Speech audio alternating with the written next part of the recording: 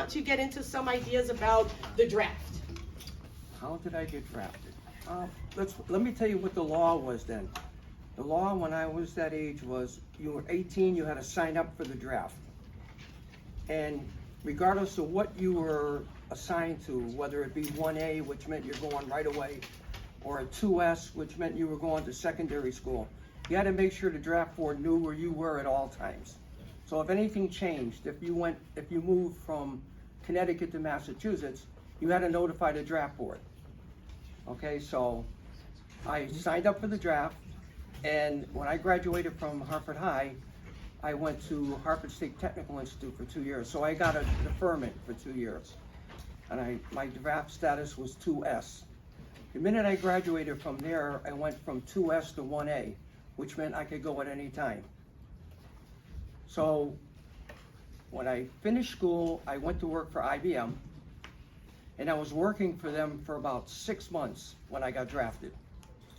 And you also got married too, right? Yes, yes. So, well, actually, my wife and I at the time had just signed a lease on an apartment. And I got the draft notice. So we had to go and try to get out of the lease so that way she can move back in with her mother again while I was in the service. So that's about how I got drafted.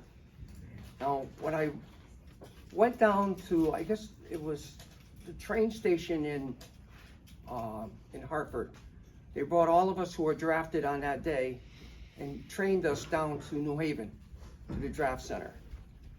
And at the draft center, we were all lined up in a line, and what exactly they told us was, when we call your name, if you step forward and you take the oath, you're okay. If you stand and don't step forward, you're going to Leavenworth. In other words, you're going to get arrested for avoiding the draft. Now that's what they told us. Probably put a little fear into us. So that's how I started all off. And then from there, we went by bus to a hangar at LaGuardia. And they joined us with a bunch of folks from New York and Rhode Island and Massachusetts. We got on a plane and went to Columbia, South Carolina, to Fort Jackson. That's where the big basic training base was at the time. And that's how I got drafted. And pretty much everybody who got drafted at that time did that same route, or from around here. Did you have any plans before getting drafted? Well, my plans were to start a life with my wife. I mean, we were gonna get an apartment. I was already working at a job at IBM. So that was the start of our life. And it actually was the first time I ever saw I never really had anything, but now I had the opportunity. We're having a good job, and I'm gonna start a family. So. Can you talk a little bit about the mix of people that you met? When we landed, I'll intersperse some of this conversation with some funny stuff, okay? When we landed in South Carolina at Fort Jackson, they had us again in a formation. And the drill sergeants were nothing but a bunch of pit bulls on steroids, okay? That's what they were. You wouldn't want to know these guys. They said to us, we're gonna pass a bucket up and down the aisle where we were. He says, if anybody's got guns, zip guns, straight razors, or knives, put them in the bucket, you won't get in trouble.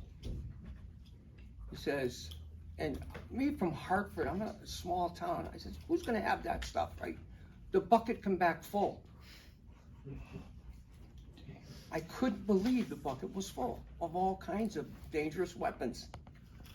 But that's just a little story.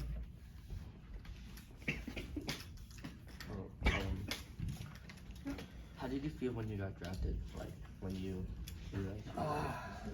at that time, I think at that time anxiety was rampant.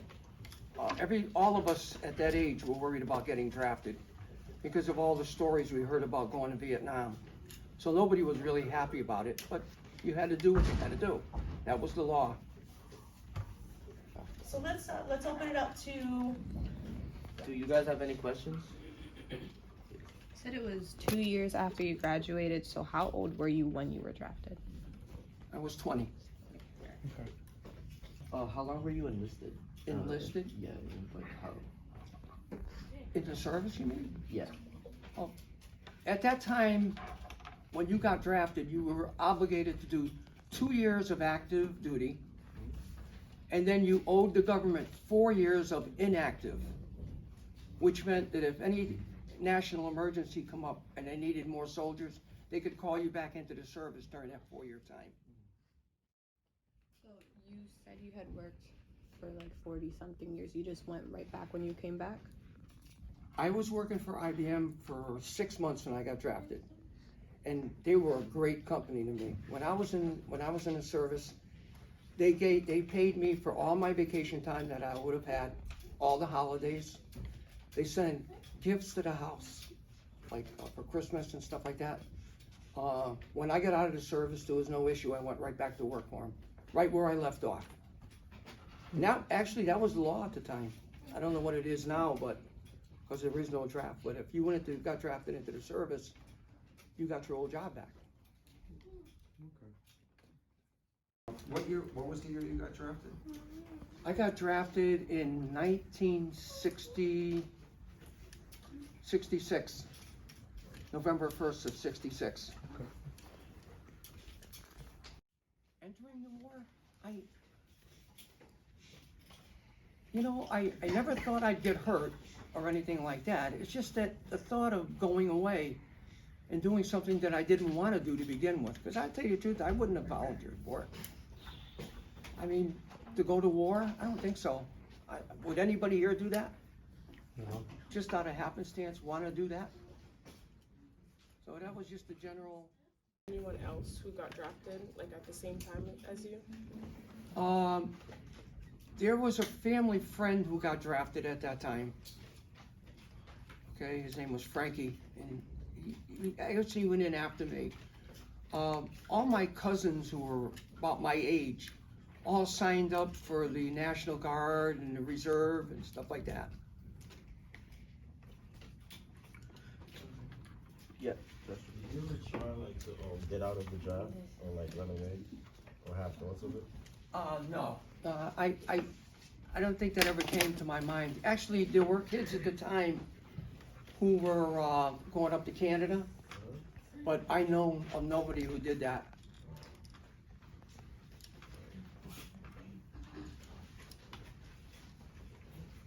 All right, so let's move on to your experiences in basic training. We'll start with some questions.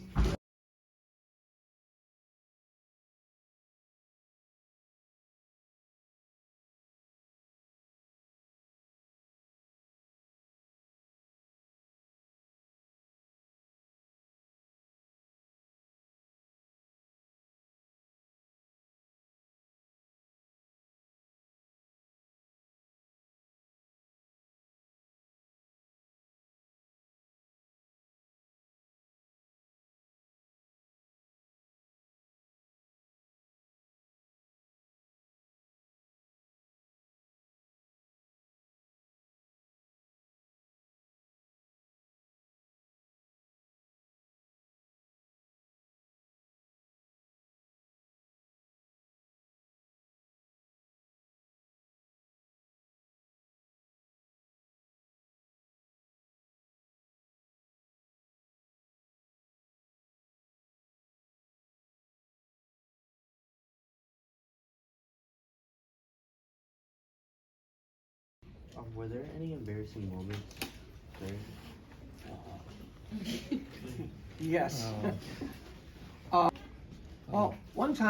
knee was bandaged. Okay? And when you went out to the field, they had to build a place so you could go to the bathroom. So what they would do is fill sandbags. So you'd have 2 piers like that, all right? And they would put engineering stakes. Engineering stake is just a pipe like. Wrap it in empty sandbags, and if you had to go to the bathroom, that's where you sat. And there was a hole underneath. And then when the hole filled up, you filled it full of dirt and moved the sandbags. That was how you went to the bathroom out in the field, all right? I had to go to the bathroom. So I was sitting on the throne, and a helicopter came in behind me. And I didn't pay attention because they were always coming in. Helicopters were coming and going all the time. And who gets out of the helicopter? The Red Cross girls. Restaurant and the guys were all laughing at me. Sign up I said, what are you guys laughing at me for? I said, look behind you. I go, oh, and chicken. And they gave the price. And then it says chicken died. Another Probably price. The moment I was most surprised. Chicken died. If I could recollect right. It was two prices. We were in a firefight. Chicken died. And I was firing my 50 straight out. And the tank rolled up on the side. Well, that one we kill. That one died of old age. You know, in a tank, when he fires it, the round goes out the front. And there's what's called side blast. Some things over there were funny. Like that, okay? A muzzle blast. And then and he pulled up right there on the side of it, right? And when he fired his gun, I got the blast, and he gave me a blast cup. I went right back down into this. Can I get some hole underneath here that you can go in? Yeah, no problem. He walks right down in there. There's a goat in the muzzle blast. He takes the thing, goes, and he brings it back. I had like powder burns over here, but it was, you know, it was. Like, what did that guy do to me? What's the difference between a tank and your track? Well, this thing right here, if you went inside that, there were benches on both sides. It was meant to carry GIs in it, okay?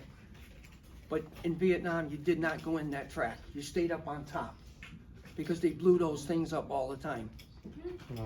They would take, and if a plane dropped a bomb and the bomb didn't explode, Charlie was very smart. He was a very good soldier, by the way. They would take that bomb and put it in a road. And they would set wires to it. And when a track went over that, they would blow that track up. And if you were inside of it, you couldn't survive. Matter of fact, it was hard surviving when you were on top of it too.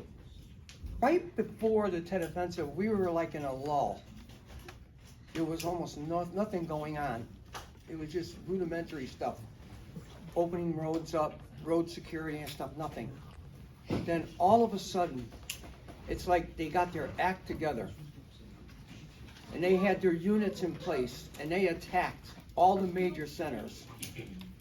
I remember when it first went off, we were in a town called Shantan. Okay, and when they attacked, they called our company up. Let's see if I can see where we were. Okay. We were right about here when Tet Offensive started. And this is where they came in. They came down here, they came this way, they went at Saigon from this way, and they attacked up in here too. Our company was about right there, and we had to go back down towards Saigon to protect Saigon with the tracks. And they were attacking all over the place along, this is a highway here, from here to here, that's Highway 13. And that was our task during the Tet Offensive, was to open up Highway 13 every day. So that way the truck convoys could get in. They attacked from Cambodia, they come over this way. And they also had there were three types of North Vietnamese types, okay?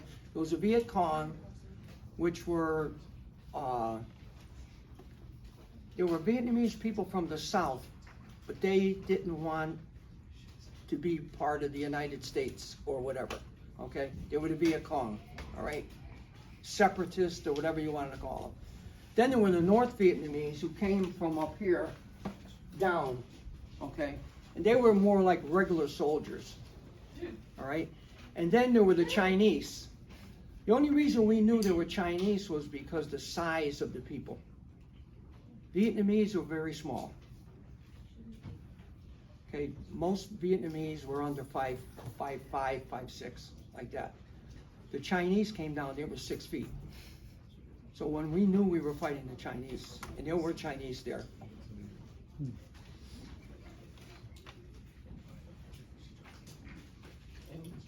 But they actually caused havoc with us, because we weren't expecting it. We just were not expecting their attack at that time. Just the other question. What we did to open up, I can only talk about what we did on Highway 13. On Highway 13, there were thunders, they called them, base camps. And there were 13 of them. And what they did was they were battalions and reinforced with mechanized infantry and tanks. Okay? And Charlie would hit a thunder every night, but he would jump around. So he would hit Thunder 12 on one night, the next night hit 13, and he tried to disrupt this whole thing. And that's pretty much what I did during the Tet Offensive, was keep that road open up there. And we would run up and down the highway with our tracks. Okay, you got a question? Joshua. Yes. Did you support the war? I'm sorry? Did you support the war? Yes, I did. And the only reason I say that was because at that time, if you look at the political mode of the country, all right, it was the communists and the freedom, all right? And if we gave up Vietnam, because the communists were moving down, they were pushing in Europe, they were pushing all over the place, that's where we took a stand, was in Vietnam, all right? And I looked at that, maybe I was naive, I don't know. But I felt I was doing something right by going there. After the war was over, did you regret going, or were you still like proud of going? Right going. I don't know if I regretted it. I didn't like, it was unpleasant. There was nothing pleasant about it. But I didn't hate it. I didn't. At the end, did you still feel like you had done the right thing? Yes, I did. I felt it was my duty to do it. How often did you like send or receive letters from like your family back home? That's a good question. The Army took real good care of us mail-wise. We got mail every day. I don't care whether you were in the jungle or not, that slick came in and he brought mail. And our letters went out. I mean, I would mail a letter on a Monday and my wife would get it on a Friday. So they were Can you really. tell about the newspaper story that they did? Remember the, Oh, yeah. Radio station in Hartford, all right, said if you've got a relative in Vietnam, send in the name and the address and we'll have people write to them. Well, my mother sent my name in. And all of a sudden I started getting hundreds of letters from ladies. I had no idea who they were. So what I did, I used to take them and give them to my friends. And they started writing them. You got it like that, okay. Huh? You got it like that. I'm sorry? You had it like that back then. You was good looking. Was I good looking? Yeah. Oh yeah, I'm good looking. yeah, of course they were. What about when the dog died? The family, the grandma and grandpa's dog? And they put in the newspaper that he missed you? Oh yeah, my mother-in-law and father-in-law had a little dog. And the dog didn't like me. He didn't like me at all. But my father-in-law put in the paper how the dog missed me, how I used to take him for walks. Are you kidding me? I used to stand top of the refrigerator with that dog. When coming back from the war, did you end up with any injuries that like affect you? I was injured over there, but it doesn't affect. I had a question. When you came back from the war, did you have like any traumas or anything like bad dreams that you woke up from? Anything like that? PTSD. Yeah, I'm very lucky I didn't. I was able to take it and compartmentalize it and just move it out. I had other things I wanted to do when I come back. I don't want to worry about that anymore. It was over. Was it hard to talk about what you went through recently after you went through it? No, I just try to be sensitive because I've seen so much that I don't want to bring that up because I don't know how it'll affect if I told you some of the stuff I saw. Well, why would you, so I choose not to go that far into it. So I'm also a vet, but not your era. So to answer your question, I bet you that he's got buddies and they would talk to each other. Because they have shared experiences and they would understand. Can you talk a little bit about how Vietnam vets were treated when they came home? I know Desert Storm vets, a lot of Vietnam vets thank Desert Storm vets and said thank you for restoring our honor, because they didn't treat you all nice at all. No, matter of fact, when I come back out of the service, I took my uniform off and never wore it again. Never wore it again because I was unpopular. I mean, they were calling us baby killers and stuff. They just didn't, the country as a whole did not like Vietnam vets coming back. That was my impression of it. Was it weird when you came home? Like, did it feel like you entered something completely different? No, not really. Maybe that's just me, but some guys came back at a terrible time. I mean, they really did. They had a time adjusting. They just couldn't deal with it. They ended up needing all kinds of services. I didn't need any of that. I just wanted to park it all and go about my life. Do you do any of the same habits that like you did over there? So like say like a daily routine, like you just still do it just out of this habit instead of this? No,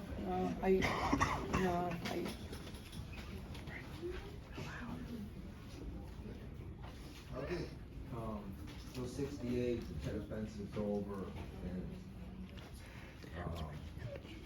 a lot of public opinion turning against the war within America. I was just curious, how did you or other soldiers, did you ever talk about that? How did you feel about the anti-war movement while you're still fighting in Vietnam? well, when I was in Vietnam, we kind of were sheltered from what was going on back home, all right? But I will tell you, after I got out of Vietnam, I went to Fort Hood, Texas for 6 months. And then we really found out that what the war was like from the public's perspective, okay? Because during that 6 months, basically what I did was riot training, okay? And what we did was, they taught us how to control a riot situation. And right at that point in time was the Chicago riots for the Democratic Convention. I don't know how many times we were on the airport on planes waiting to go to Chicago if all hell broke loose up there. And that was not pretty. So then we found out what the public really thought of the Vietnam War right there when I was in Texas. Any more questions?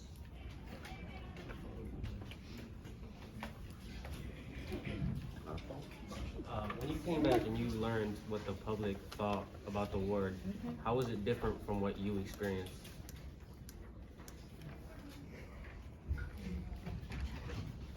I guess I could understand why the public was so against it, but I still was not in that frame of mind.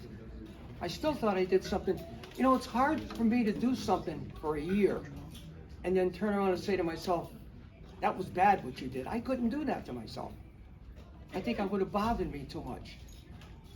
So always in the back of my mind, I said to myself, you did the right thing. You did a good thing.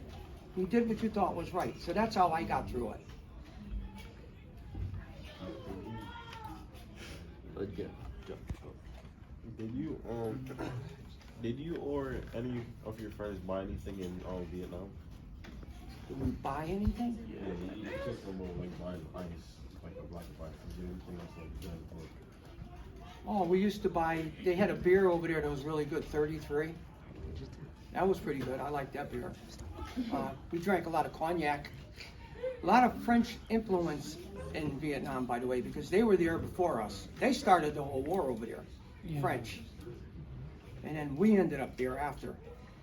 But I can remember being out in the boonies, and all of a sudden, there would be a beautiful house, a stucco house with a red roof with a pool in the back. It was an old plantation. when the French were there. It was a rubber plantation. Do you buy any muffins? Or any of your friends? Every, when I left, when I was getting ready to come home, and I'll tell you what I had in my ditty bag, just a bag, right? I had an AK-47, and I had an RPG grenade launcher. I had a Chi-Com 45, which is a Chinese-made, silver-plated 45, and had a snub-nosed 38. They took them all away from me. I couldn't take any of that stuff home. Did you get You want to collect it? Pardon me? You want to collect it? No, that's, everybody had stuff like that over there. When you got into a firefight, you just kept the weapons that you captured. Oh, okay. Yeah, so I had a bag full of stuff like that. What's the bag called? Ditty bag. A ditty bag, just a duffel bag, you know. You guys did. You said you were a firearms expert, right? I fired expert with a firearm. What kind of weapons did you use? Like, Did I use? I used the M16, and I fired the 50 caliber machine gun, and I fired a 60 caliber M60 machine gun, which is a 30. You know, when I first went into country over there, okay, when you first time you went to the field, they always gave the new man the M60, and I couldn't carry it. I was too small. I mean, you had to carry a lot of ammo with it, or else there was no value. So I had to put a couple of strings of ammo around me, and I carried a 60. And one of the guys felt sorry for me, so he says, "Give me the 60," and he gave me his M16, and we switched. So I was. In the book we're reading, I hope you all remember, they talked about all the weapons, the non-army issued weapons they would carry, which you mentioned a bunch of them. And they also would talk about, the different, I've lost my train of thought, I'm sorry. What was I just asking? About the Weapons in the book that they would carry. Oh, yeah. And the big guy, Henry Dobbins, in the book, his name's Dobbins. Y'all remember this? The guy that wears pantyhose around his head, and he carries a big can of pizza, but he's the big man, so he carries the M60. And with all the ammunition, so. Well, everybody carried M60 stuff, okay? Even if you had an M16, you carried a belt. Just so that in case he needed it, you could pass it over to him.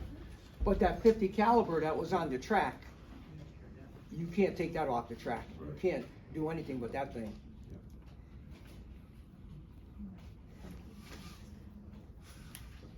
Do you ever go into Cambodia? I think we were real close. It was hazy where the lines were. There were no street signs that said you're entering Cambodia, but we were pretty close up in there. Especially being up by An Lac and Lac Ninh up in that area. Did you like speak any of the language? Did you get accustomed to the language that they speak? Language? I could probably swear in Vietnamese, but that's it. Like everybody is. It's the big word over there was "you buku dinky dao." In other words, you major screwed up. Buku dinky dao. Buku's a French word which means a lot. Lot messed up. Dinky dao.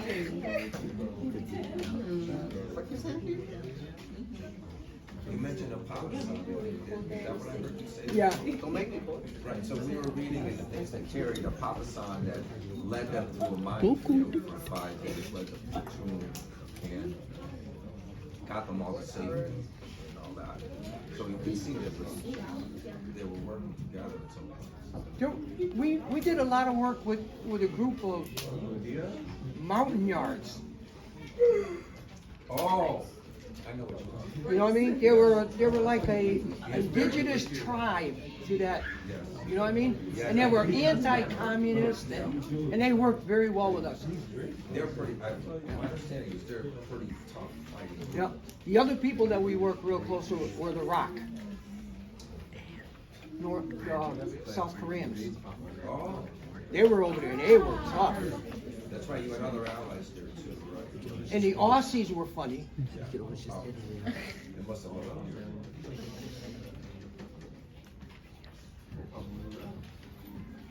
What age were you when you went over? I was 21. Actually, I was one of the old timers in the units. Most of the kids that I was with were 18, 19. Yeah. If you didn't go to school after graduating from high school, you were there. You were You never going. came up, you went. Yep. Do you have any friends to this day from Vietnam that you still talk to? Or do you- Now, no, I'm sorry to say I don't. Not now.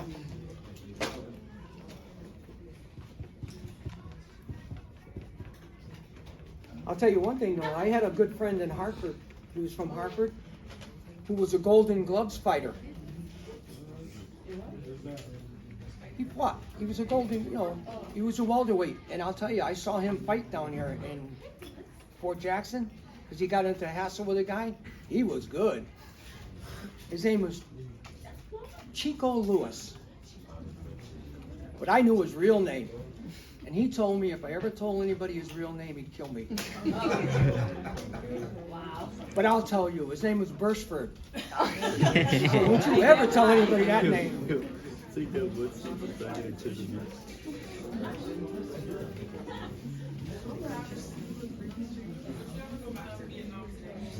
Go back to Vietnam. I might, Keep it down so you can hear the answer. I might like to go back there to see. I think it was for the most part, it was a beautiful country. I mean, the vegetation was lush. I remember being in an area where there were bananas growing on trees. And you'd be out somewhere and there would be a beautiful pagoda. And in the pagoda would be all kinds of tile work. I mean, that stuff took a long time to build. Could you eat the fruits that were inside of the theater? Like in the fort? I never did. I never did, but I was in a Michelin rubber plantation one time. You know where the tires, Michelin tires? Yeah. That's where the rubber originally came from.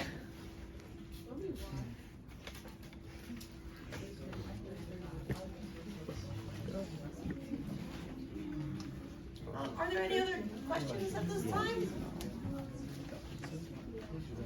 Well, first of all, I'd like to thank my dad for sharing his experiences with us. I think he did a great job. And, this was his first time speaking in front of a crowd like this. And I saw his face when he walked into the room with the chairs. And I think he did a great job. So thank you so much.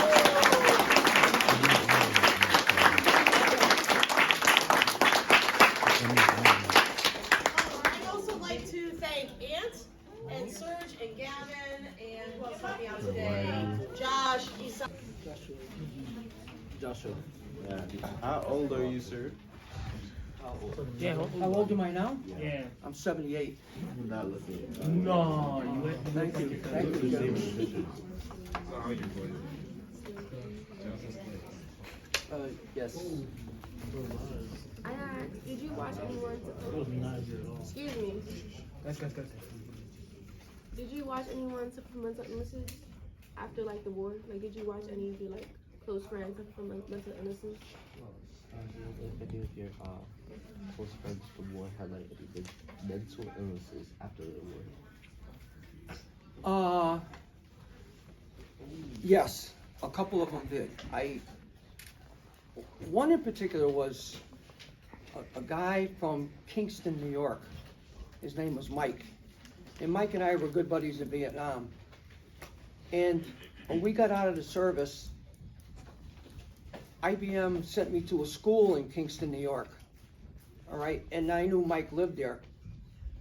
And when I called his house, his mother asked if I would not contact him because he was in rehab and he didn't want anything to remind him of Vietnam anymore. So I respected that and never bothered him, but he was a good friend of mine. So apparently he came back and had all kinds of issues. Drugs were rampant in Vietnam, by the way. I don't know if you folks know that, but it was to a point where you could get anything you wanted anywhere at any time. So What drugs in particular? Yeah, what drugs? All right, I'll give you an example of one thing. They had it down to a science, the Vietnamese people, all right? They would take American cartons of cigarettes, old cartons, take all the tobacco out, especially Salem cigarettes. They would put pot in it and seal it up again, so you would get a pack, you know, like a pack of cigarettes, a pot, mentholated. And you could get that out in the jungle. I mean, that's how, and you could get, guys had bongs, and they would be in their track going along through the jungle with a bong. I'm not saying I condone it, but I see it. All right, you could get opium, you can get whatever you wanted. You could be out in the jungle with barbed wire out in front of you, protecting you, right? And the kids would come up and sell it to you, right at the wire. You could get whiskey. I remember one time getting a block of ice from a kid because we wanted to chill some sodas. It was a funny time over there. Jose, you had a question? What do you think the media gets wrong with like Vietnam and stuff like that? I'm sorry. What do you think the media gets wrong with like Vietnam and stuff like that? You know, like movies, What the music. media gets wrong? Yeah, movies, music, all that. Oh, okay. I think the movie Platoon comes to mind right away, okay? I think that movie is pretty close, but they do overdo it in some areas, okay? Especially the violence between the guys. First of all, you didn't mess with anybody in Vietnam, all right? Because, to be honest with you, he had a gun too, and you had a gun, so you didn't mess with anybody, all right? You try to get along with everybody, and that's just being honest, okay? If you wanted to tick off somebody, you better be really careful about it. Yeah. Like, have you ever been in one of the tunnels? In a tunnel? Yeah. I was at the entrance of a tunnel, and it was not pleasant. Actually, there were people called tunnel rats. Those guys loved it. What? They loved going into tunnels. That was their thing, okay? So they would go in them with no problem. Just ordinary guys like me, we stayed out of them. I would rather take and throw a smoke grenade in it, or throw a grenade in it and let it blow up. I don't want to go in there. Because, we learned in jungle school when I went there, okay? Now, this was after, when you first get in the country over there, you went to something called jungle school, and they taught you things about booby traps and tunnels. And what they used to do was they would hang a venomous snake in a tunnel from a little string. And if you went in a tunnel, you wouldn't see it. It's dark. Unless you hit the flashlight up like that and looking right at it, you might not come out of that tunnel. And that wasn't even the VC in there. That was just natural stuff. Can you talk a little bit about the snakes that you saw there? Oh. They had some. When we were clearing, when we secured the area so they could put their own plows in and cut down the jungle, well, the ARVN soldiers who were always with us, okay? ARVN soldiers are the Vietnamese soldiers, all right? South Vietnamese soldiers, okay?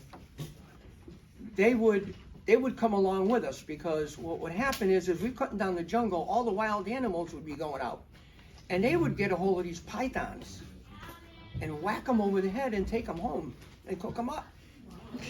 I mean, that was a delicacy for them. I remember one guy had it twirled around with the head hanging down. And I'm looking like this, like, what's he gonna do with that? He's gonna eat it. We were in a firefight one time, and we were behind a anthill. Anthills were about like this tall, like that. Huge things, okay? I was on the right, and a buddy of mine was on the left. And there was a little snake sneaking like this behind us, and it was a venomous thing. Well, somebody came along with an ammo box, knocked the snake over the head, and then kept on going. That's the kind of stuff we saw over there on a daily basis. What was your diet like? What did you eat? What was my diet like? What was the food like? Let's see. We always, because we were tracks, we were on tracks, okay? We were infantry, but mounted on tracks, which meant that we did not go anywhere like the other infantry did with helicopters. We would go with our tracks. That's a track. Okay, so up on that track, we had boxes, what they call sea rations. Now the sea ration consisted of like ham and lima beans in a can, fruit like peaches or pears, oranges maybe in there, a packet of cookies, a little pack of like 3 cigarettes, a little thing of toilet paper about that big maybe. Let's see what else is there. A little can opener, a little makeshift can opener. And that would be for lunch, okay? And breakfast in the morning, it could be the same thing. It all depends on where we were. If we were going somewhere for a long period of time, and we were gonna set up for something, okay, the company commander would bring the mess company out with us. So you'd have in the morning coffee and eggs, and in the evening they would have regular meals for us. That's if the mess come out. But if we were out there by ourselves, sea rations. But being how ingenious GIs were, we found out that the explosive called C4, you could take a piece of it about the size of a quarter and light it on fire. It was a real wild explosive, but it burned like a blowtorch. So you could take and open up a can like ham and lima beans, light the C4, put the can over the top, and by the time it went out, you had a nice hot meal. We did it all the time. But if you put a blasting cap near that C4, you don't want to be anywhere in the same state as that thing, because it would blow up. That's how we blew up stuff with that C4.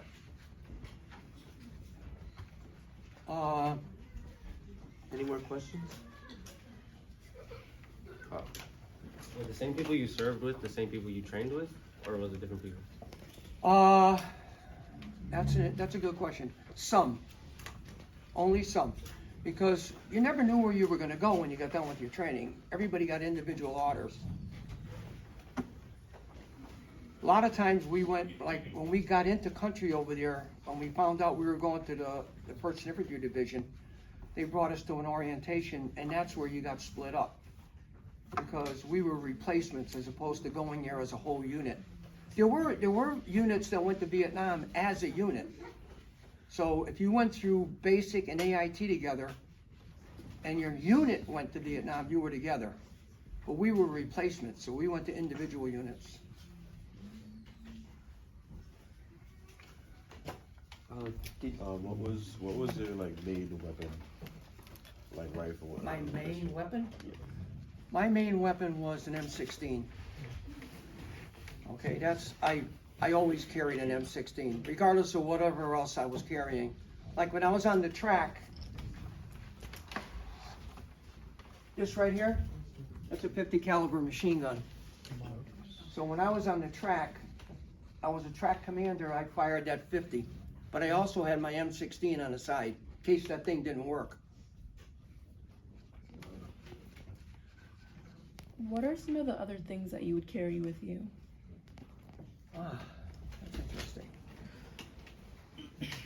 If I look at, we had a belt that you wore with a harness, okay? And in that thing you had, of course, extra ammo, clips for your M16. I carried a jug of water, canteen.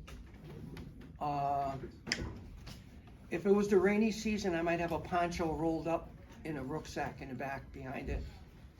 I always wore a flak vest. You know what a flak vest is? It's a bulletproof vest. everybody wore them over there, and believe me, and when it was hot, they were not comfortable. We're Because reading about that, I'm sorry, we're reading about that in our book, if you remember, the things they carried, and they were talking about how hot it would be in the flak jackets that they wore, and how much everything weighed, and it was really hot, they'd say a lot of times they would just throw them along a trail or some of their stuff, and then later on they'd be resupplied. I had my black vest that I wore every single day over there. Again, that was just my personal thing. Yeah. I didn't zip it, it was there, but it was on me. And I think that all depended on the unit you were in, what you were doing at the time. That's a good point, because Lieutenant was kind of not doing his job at the time, was allowing those soldiers to come in. No, my company commander was a stickler for stuff. He was security first, safety second, you know, it had to be like that. How about personal items that you carry? Oh, okay.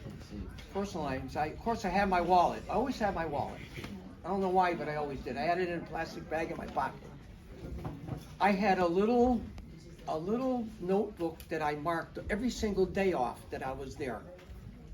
Okay, so at the end of the year, I had 12 months with X's on them. I had a set of rosary beads in my pocket. I'll tell you an interesting story about that if I could. We were in a firefight one time, and my company commander was shot up big time. And we put him on a helicopter to be medevaced, okay, out. And I took those rosary beads out of my pocket, and I put them in his pocket. It was just a religious thing, okay? I liked him, and I wanted him to survive, all right? Well, when he got back to the aid station, or wherever they took him after that, okay, he was semi-conscious, all right? And, of course, they took all the clothes off of him, and he's laying on this, he told me this later on, okay? It was on a marble slab. And while he's there being examined, a priest came in and started giving him the last rites. I don't know, you Catholics know what, any Catholics, you know what last rites are? That's when they bless you when you're about to die. Okay, and he was really bad, okay? And his exact words to the priest were, can I say it? Can I swear? You can swear. Yeah, he says to the priest, now this guy is this close to being dead. He says, what the fuck are you doing? And the priest says, I'm giving you last rites. He says, I'm not Catholic. He says, what are you doing with rosaries in your pocket? Well, the only reason I knew that story was because I never saw him again in Vietnam, all right? He was gone. I thought he died, all right? 25 years almost to the day, I was sitting in my living room on a Saturday afternoon watching a ball game. And the phone rings and my wife gets the phone. And she says, here, there's a guy on the phone for you. It was him. He actually, because of the internet, he tracked me down. Dang. And and we became great friends after that. He was a professor at the University of Montana. He had come back, and it took him years to learn to walk again because his spine was injured. He learned to play golf, and he passed away about 3 years ago, but he was my company commander in Vietnam. And we got to be really good friends after that, during that time. That's just a little story I thought I'd pass on to you. I'm just wait. If for free time, if you did have free time, what you would do as like entertainment, like let's say, would you read or like listen to music or anything? It all depends on where you were. Okay. If you were out in the field, okay. If you were at the hole, what they call that, at the hole at night. In other words, it was your foxhole, and you were just sitting out there. Guys had radios and phonograph players. I listened to more doo-wop music out there at the holes at night than anything. That's what we did. And then they would come in once in a while with a helicopter and drop off a pallet with a beer. So you could sit out at the hole at night and have a couple of beers and listen to music. if you were back in the base camp, like K base camp, okay? Inside the base camp, inside the enclosure, the wire, okay? There was an on-limits village. And those were nightclubs in there. So you could go into the nightclub. And they had, we Americanized the Vietnamese, by the way. They had bands that sounded like our bands. So you could go in there and listen to music, drink, as you were standing down. You know, you'd have a day or two back there to stand down. During the like the war, like were there code names given? Like, and if so, did you have one? Everybody, well, it all depends on what your job was, okay? Like, in our company, the company commander was Bandit 6, okay? And because I was his track commander, I was Bandit Yankee, okay?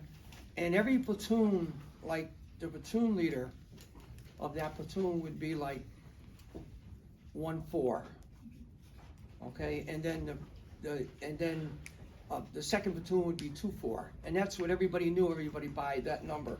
That was only for radio wise, not conversing. Is it? Yeah. Do you know how many people were in your platoon? How many people were in my platoon? Yeah. It was about 40, 45. Yeah, that's good.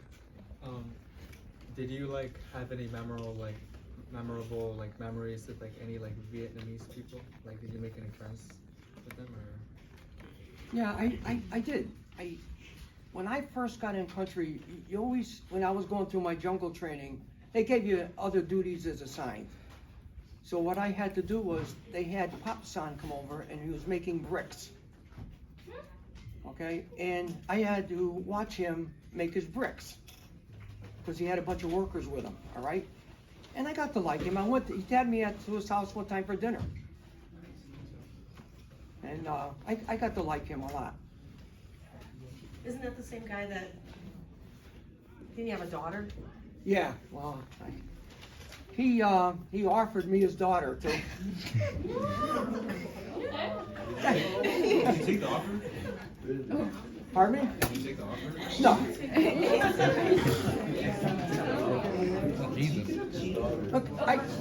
Look, basic training at that time consisted of about 9 weeks. At Fort Jackson was 9 weeks, and what they did was they went through the very basic exercises that we had to do every day. A lot of running. They taught us how to fire weapons. One of the big things was they tried to indoctrinate you. And what I meant by that was, for example, when you went to breakfast in the morning, you got in a line. Everything in the Army is a line. You get in a line, all right? So there were these plaques outside the mess hall. And if you were standing in front of plaque number 1, for example, plaque number 1 gave you a general order that you had to memorize. And the drill sergeant would come up and say, give me order number 1. And you better, like that, come up with the answer. If you didn't, back at the end of the line. So the next time you come up, you know, as the line moved, you were in front of 4, he'd ask you about number 4. And you didn't know that, back at the end of the line. So if you didn't learn the general orders, you didn't eat too quick in the morning. Okay, and the first general order is probably the only one I remember now was, if you get captured, what do you give them for information? Your name, rank, and serial number, that's it, nothing else. That's all you gave. So you better know that. Another part of the basic training was, they would give classes, and what they taught you to do was just to react to things without thinking about them. In other words, make it intuitive. If something happened, you did this without thinking. That's what they wanted to do. So each class was over and over and over again. So that was their way of indoctrination. And then after basic is when and I can remember after basic, they took you in and they had an advisor. So you sat down with the advisor and he said, what do you really want to do in the Army? What's your dream job? And you told him all the things you wanted to do. Like me, I wanted to go into computers. And I told him all about that. And he shook his head, yeah, he said, oh, that's good stuff. So then they had a bunch of these stamps, so the ink pads, right? So I'm watching this guy, and I told him all about what I wanted to do. And when I was getting ready to leave, I looked back at what he was going to do on my paper that I had. He takes a stamp and stamps it says infantry. That stamp was worn out that day. Everybody went to the infantry. That's why you were there. All this other stuff was nonsense.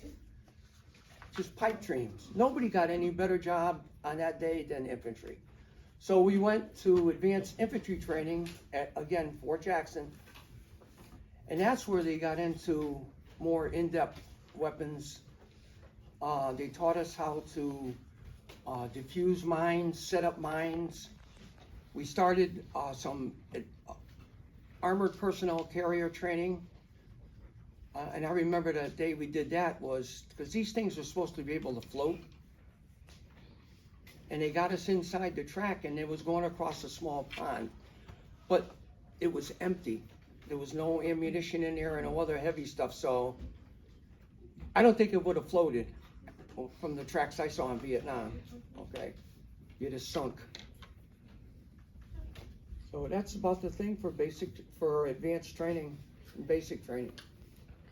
The barracks were on stilts about that high off the ground, okay?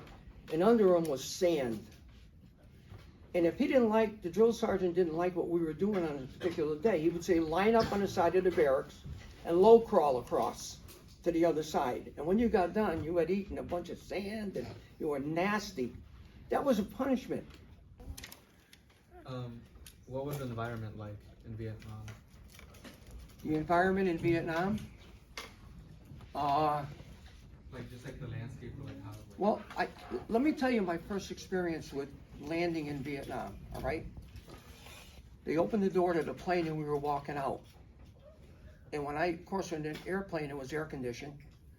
The minute I got out that door, it was like a blowtorch. It was hot. It was unbelievable hot.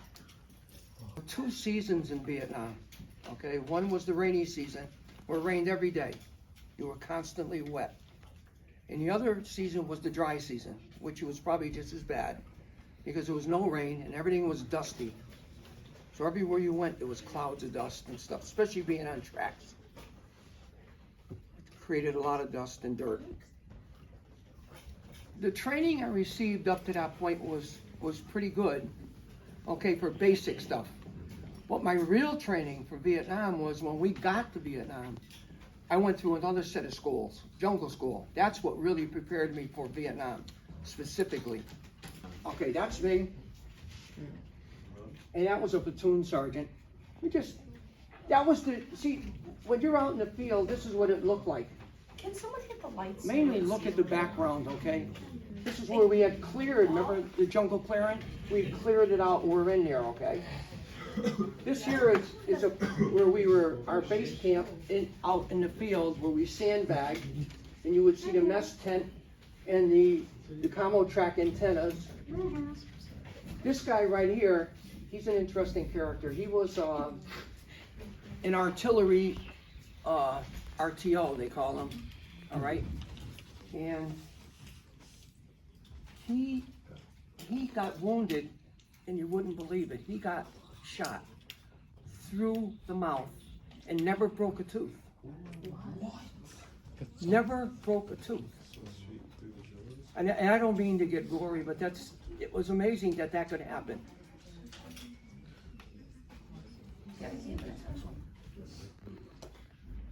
That I fell asleep on the track. So over in Vietnam, you could sleep anywhere. If you sat down for a minute, you could go to sleep. And that's the inside of one of the armored personnel carriers, what my commanding officer. So you're on the left? That's me over here. You're a teen. I was only 21 at that time. That's my best buddy over there.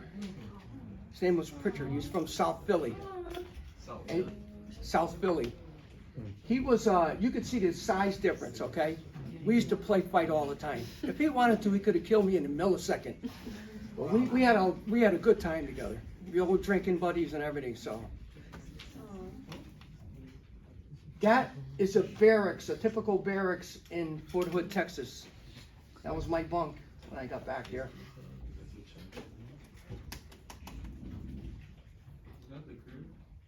I'm sorry?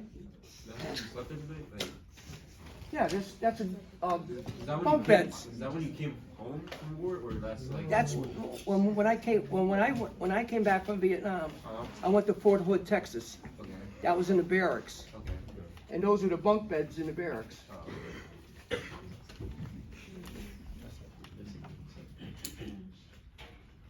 Alright, so now we can open it up for some questions, if you want. If we could turn the lights back on.